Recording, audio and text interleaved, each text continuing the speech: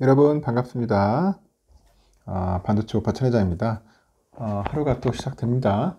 벌써 새벽 6시가 다가왔을 거예요. 제가 좀 일찍 영상 올리니까 6시 딱 맞춰가지고 영상이 나갈 겁니다. 여러분 꼭 시청하시고 또 오늘 하루도 즐겁게 즐거운 마음으로 보내셨으면 좋겠어요. 자, 하루하루 참 빨리 가는 것 같아요. 이제 겨울이다 보니까 겨울이가 아니라 겨울처럼 좀 싸늘하더라고. 밤늦게 제가 좀 운동을 해봤는데 온도차가 장난이 아니었습니다. 점점 좀 추워지는 그런 느낌이 확연히 들었어요. 여러분도 마찬가지로 감기 조심하시고 환절기 항상 주의하셨으면 좋겠어요. 이런 때 독감이나 또 코로나 걸리면 아주 피곤하지 않습니까? 개인 건강은 자기 관리, 응? 자기 관리부터 잘해야 돼요. 응? 자기 관리 잘하는 사람들은 개인 건강에도 잘 되더라고. 컨트롤 잘 됩니다. 마인드도 그렇고 멘탈도 그렇고 모든 걸 자기 스스로가 노력을 해야 돼. 노력하지 않으면 힘듭니다. 저는 이런 이야기를 해주고 싶어요. 이거 시간 나서 오는 사람하고 시간을 내서 오는 사람하고는 차이가 있어요. 그래서 그건 구분을 할 줄 알아야 돼. 시간 나서 오는 사람과 시간을 내서 오는 사람들, 그런 사람 있죠. 마침 그날 그 한가해 가지고 나를 보러 오는 사람하고 나를 보기 위해서 일부러 막 시간을 내는 사람은 다릅니다. 다를 수밖에 없겠죠. 다른데 시간이 나가지고 겸사겸사 나를 보러 온 사람은 자신의 상황에 따라서 언제든 나와의 관계가 끊어질 수 있는 사람이에요. 그런데 바쁜 와중에도 일부러 시간을 내 가지고 나를 만나주는 사람은 내가 힘들거나 어려움에 처했을 때도 늘 나의 곁을 지켜줄 사람이라는 겁니다. 그래서 시간이 나서 오는 사람에게는 모든 마음을 쏟을 필요는 없어요. 솔직히 없지만은, 근데 시간을 내서 오는 사람에게는 조금 더 애정을 쏟을 필요가 있다는 겁니다. 그만큼 시간을 내서 오는 사람은 여러분이 건넨 그런 애정 이상으로 여러분에게는 사랑을 베풀어 줄 사람이겠죠. 여러분에게 사랑을 베풀 사람입니다. 그래서 여러분 주위에 시간을 내 가지고 오는 분들은 잘해 주셔야 돼요. 시간을 나서 오는 분들이 아마 그냥 그럭저럭이지만 시간을 내 가지고 오는 분들, 그런 분이 있으면 꼭 잘해주고 좀 더 따뜻한 애정으로 감싸 주셨으면 좋겠다는 겁니다. 그러면 또 한번 삼성의 이야기를 한번 해보도록 할게요. 사진 속에 있는 인물은 누구냐면 그 배우 김하늘이네요. 뭐 우리 엄마도 아이폰 써요? 하면서 하는데 10대와 20대 등 젊은 세대들이 아이폰 선호 현상이 심해지고 있어요. 이런 상황에서 이제는 삼성의 주 고객인 40대까지 아이폰으로 갈아탄 사람이 있다.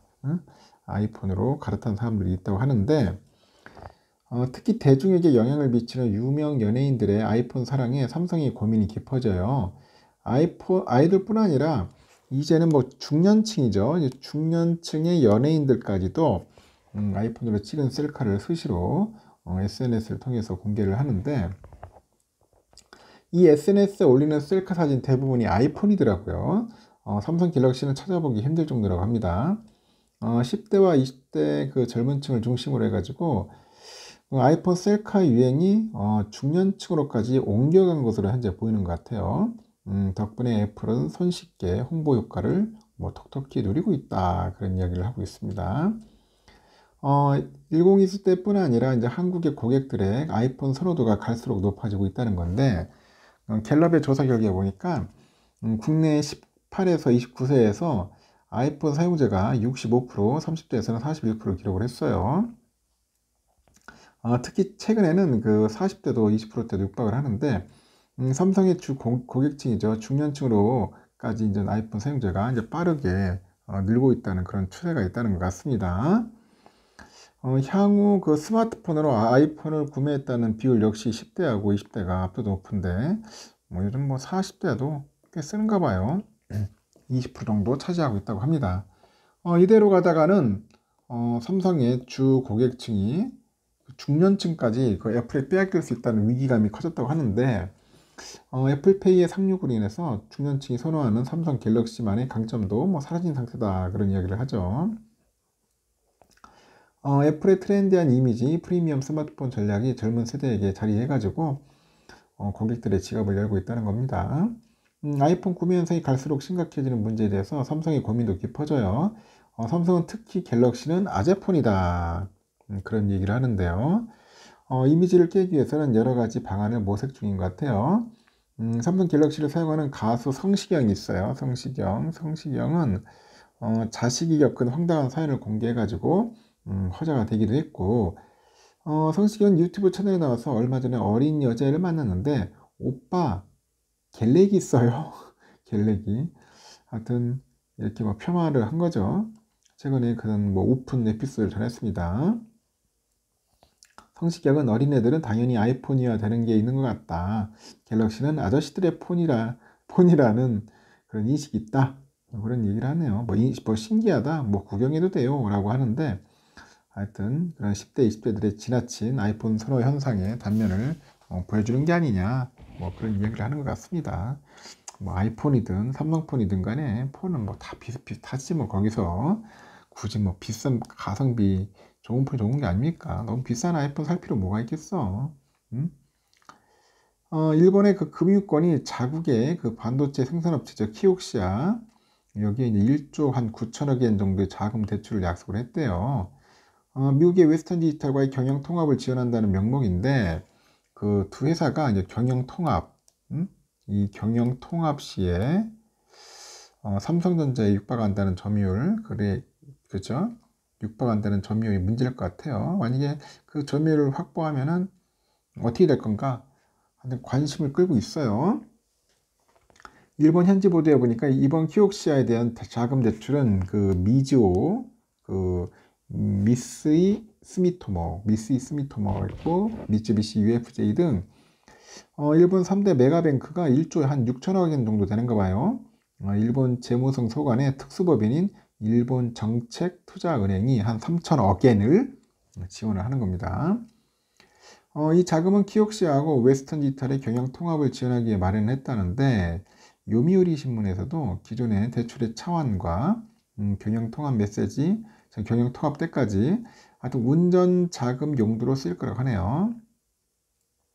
다만 키옥시에 간접 출자한 하이닉스가 현재까지 양사 경영 통합안에 동의하지 않아 가지고 실제 통합이 될지는 불투명한 상황이라고 합니다. 키옥시의 최대 주주가 그 베인캐피털 등이 참여한 한미일 연합 컨소시엄인데 하이닉스는 지난 2018년 이 컨소시엄에 약 4조 원 투자했어요. 키옥시는 적재 해소를 위해서 웨스턴 디지털하고 그 지주사를 만들어 가지고 키옥시하고 웨스턴 디지털의 반도체 부분을 그 아래에다 그 두는 방안을 논의하고 있습니다. 그 통합 후에 지주회사 지분은 웨스턴 디지털 측이 한 50.1% 정도, 키옥시가 49.9% 정도 이렇게 보유를 하는가 봐요. 지난 2022년 기존 낸드 플래시 부분의 세계 시장 점유율이 키옥시아가 18.6%, 웨스턴이 13.6%에 달한다고 합니다. 삼성은 33.7%로 1위 기업이라고 하는 것 같아요. 참고하시면 될 것 같습니다. 그리고 또 아주 또 흥미로운 또 소식이 들려오기 시작하네요. 지금 보니까 한번 붙어보자. HBM 시장이죠. 한번 진짜 승부는 지금부터다. 뭐 그런 건데 삼성이 이제 5세대 HBM 그 제품 샤인볼트를 최초로 공개를 했어요. 빛처럼 빠르다 그런 뜻인데 30기가 용량 UHD 영화 40편을 한 1초 만에 그냥 처리할 수 있는 속도랍니다. 하이닉스가 먼저 개척한 시장에 삼성도 이제 본격적으로 승부수 띄웠습니다. 하여튼 붙어보자. 지금까지 하이닉스에만 제품을 공급받던 그 대형 고객사 엔비디아를 인전 공략을 해가지고 끊임없이 노력하고 있는 것 같습니다. 약 1년 전만 해도 HBM 시장은 철저한 아웃사이더 시장이었는데 하지만 챗GPT 하나로 이제 상황이 완전히 역전됐어요. 반전됐고 하이닉스는 올해 심각한 적자에도 불구하고요. HBM 특혜를 톡톡히 보면서 주가가 상승가도 달립니다. 차세대 제품부터 삼성이 뛰어들면서 향후 시장이 어떻게 재편될지 관심이 쏠리고 있다는 거죠. 상당히 궁금해지네. 삼성은 20일 미국 실리콘밸리에 열린 자사 메모리 테크데이 2023에서 HBM3 제품을 공개를 했는데 초당 최대 1.2TB 이상의 속도로 현재 HBM3 샘플을 고객들에게 전달하고 있다고 합니다. 그래서 하이닉스는 지난 8일부터 엔비디아에 샘플을 제공을 해서 호환성 테스트를 하고 있는 것으로 현재 알려져 있다고 하네요. 고성능 DRAM 중 하나인 HBM은 AI 서버에 탑재되는 그 그래픽 처리 장치 성능을 향상시키는데 아주 필수적인 제품이라고 합니다. 최근에 글로벌 시장 조사업체 고위 관계자가 솔직히 그 누가 HBM이 이렇게 뜰 거라고 생각했겠냐 뭐 그런 거예요. 뭐 1년 사이에 HBM은 완전히 대세가 됐어요. 그리고 지금은 반도체 업계에 이제 승패를 가릴 제품이 된 겁니다. 승패. 그렇게 언급을 해요. 실제로 HBM은 23년 최대 화두 반도체라 해도 과언이 아닌데 지난해 말만 해도 HBM에 관심을 가지는 사람들은 그다지 많지 않았다고 합니다. 그런데 그 챗 GPT를 시작으로 해가지고 뭐 구글, 메타, 아마존 등 하이퍼스케일 회사들이 너도나도 뭐 AI 데이터 센터에 구축이 나서다 보니까 HBM은 없어서 못 파는 상품이다 그런 거 하죠. 가장 큰 세를 본 것이 하이닉스예요. 하이닉스의 주가가 올 들어서 60% 넘게 올랐어요. 60%. 첫 거래일인 75,700원이었던 주가가 20일 기준 125,900원에 마감을 했는데 이 메모리 반도체 불황으로 연속 분기 적자를 기록하는 데에도 주가에 대한 기대감은 여전히 크다는 거죠. 업계에서는 하이닉스의 10년 전 그 과감한 투자가 이제 빛을 발휘했다 그런 건데요. 2013년에 하이닉스는 세계 최초로 HBM을 개발을 했고 그때는 고성능 DRAM에 대한 수요도 거의 없었어요. 관련 시장이 형성되기 전인데 그럼에도 하이닉스는 꾸준한 투자 이어가고 그 노력이 불황 속에서 성과를 내면서 더욱 돋보이고 있다 그런 이야기를 하는 것 같습니다. 일단은 삼성과 하이닉스의 그 HBM 기술 차이에 대한 견해는 갈려요. 기술 격차가 크지 않다는 시각도 있고 1, 2년 정도 차이가 난다는 소리도 있고 뭐 다양한데 반도체 업계 관계자가 그래요. 사실 삼성과 하이닉스의 HBM 기술 차이는 크지 않다. 다만 SK가 처음부터 엔비디아 GPU에 최적화된 그 맞춤형 제품에 주력해왔고 엔비디아가 또 챗 GPT로 뜨면서 함께 수혜를 입은 거다. 그런 이야기를 하죠. 결국은 고객사가 있냐 없냐의 차이랍니다. 하이닉스는 HBM 개발 단계부터 엔비디아와 협업을 이어왔는데 엔비디아 GPU에 꼭 필요한 스펙으로 이제 개발됐기 때문에 이제 고객사 확보도 용이했고 신뢰관계도 구축된 것으로 보인다고 하네요.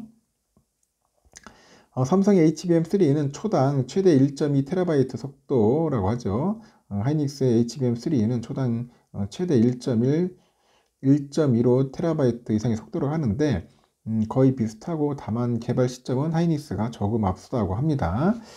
업계에서도 HBM3 이 제품부터 진짜 승부가 시작되지 않겠냐 그렇습니다. 그런 얘기를 해요. HBM3부터 이 4세대 제품인 HBM3까지는 하이닉스가 이제 엔비디아에 독점 공급을 해가지고 시장 절반 가량을 점유를 했는데 이제 삼성이 이제 5세대죠. 이제 HBM3를 빠르게 내놓다 보니까 샘플 공급을 막 하고 있어요.